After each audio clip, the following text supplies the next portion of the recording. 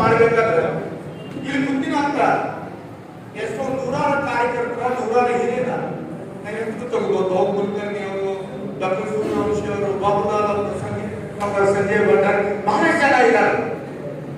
ಅಟಲ್ ಬಿಹಾರಿ ವಾಜಪೇಯಿ ಅವರ ಕಟ್ಟಿನಂತ ಭಾರತೀಯ ಜನತಾ ಪಾರ್ಟಿಗ, ಆ ಸಂಘಟನೆಗ, ಪಕ್ಷಗ ಮಜಬೂತ್ ಮಾಡದ ಇವರು ಕೈ ಜೋಡಿಸಿದ್ದಾರೆ. ಎಲ್ಲರೂ ಅವರೆಲ್ಲರಿಗೂ ನಮಸ್ಕಾರ ಮಾಡ್ತೀನಿ. ಯಾಕಂದ್ರೆ ಇವತ್ತು ನನಗೆ ವಿಶೇಷ ಅಟಲ್ ಬಿಹಾರಿ ವಾಜಪೇಯಿ ಅವರ ಬಗ್ಗೆ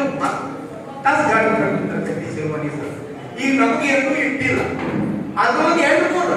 ಅಟಲ್ ಬಿಹಾರಿ ವಾಜಪೇಯಿ ಅವ್ರದ್ದು ಒಂದು ವಿಶೇಷತೆ, ಅವರ ಒಳ್ಳೆ ನಾಯಕ, ಒಳ್ಳೆ ವ್ಯಕ್ತಿ, ಒಳ್ಳೆ ಪ್ರಶಾಸಕ, ಅದ್ರ ಒಳ್ಳೆ ಮರಾಠಿದಲ್ಲಿ ಹೇಳ್ತಿದ್ರು ಕವಿ ಮನಾಸ.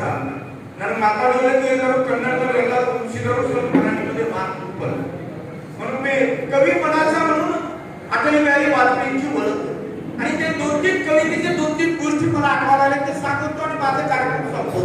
तुम्हा सगळ्यांचा इथं उपस्थित लोकांचा सन्मान मी करणार आहे. जगदीश शेट्टर साहेब ಮಾತಾಡಬೇಕು ಅಂತ ನಾ ಬಹಳ ಮಾತಾಡಕ್ಕೆ ಹೋಗೋದಿಲ್ಲ.